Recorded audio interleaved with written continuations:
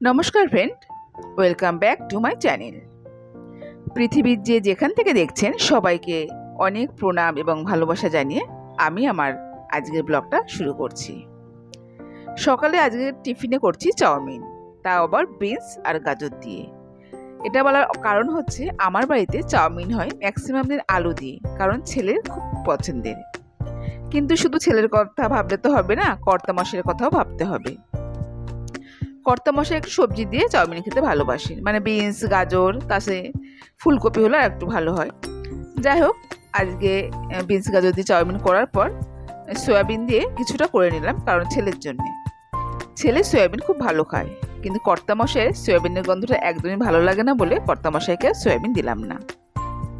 এই ফুলগুলো হচ্ছে আমার ছাদ বাগানের। বৃহস্পতিবার কেনা ফুল তো কিনতেই হয়, তার সাথে আমার বাগানের ফুলও কিছুটা তুলে নিয়ে এসেছি। টিফিন করে মানে ছেলে আর কর্তামশাই বেরিয়ে যাওয়ার পর ঘরের কাজ করে চলে আসলাম পুজো দিতে। আজকে পূর্ণিমা, তাই আমি আর টিফিন করিনি, আমি পরে করব। পুজো দেওয়ার পর আমি টিফিন করব। ঘর আমি সাজিয়ে নিচ্ছি মা লক্ষ্মীর।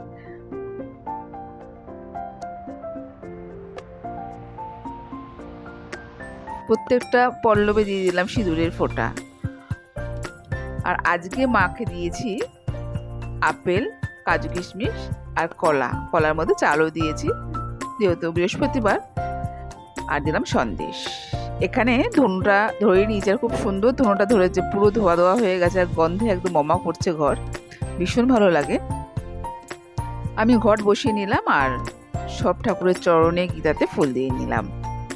আর এটা দেখাচ্ছি তেলের প্রদীপ আর ধূপকাঠি, এটা ঘিয়ের প্রদীপ। আর সবশেষে ধুনো দেখিয়ে নিলাম। পুজো আমার কমপ্লিট।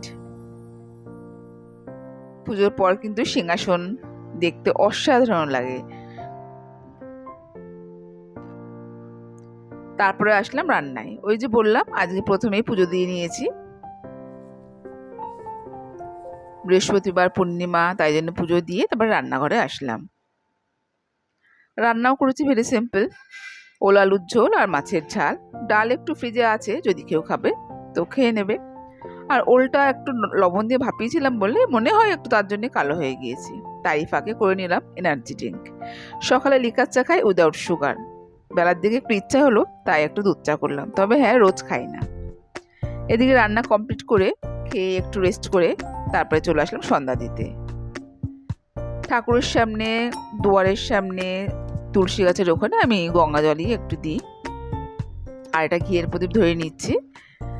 প্রত্যেকদিন সন্ধ্যাবেলায় ঘিয়ের প্রদীপ, তেলের প্রদীপ আর কর্পূর ধূপকাঠি দিই। আর বৃহস্পতিবার দুবারই ঘিয়ের প্রদীপ দিই, তার সাথে তো তেলের প্রদীপ থাকে। তো যেহেতু আজকে বৃহস্পতিবার, তাই আজকে দুপুরেও দিয়েছিলাম আর সন্ধ্যাবেলাতেও দিয়ে নিচ্ছি ঘিয়ের প্রদীপ।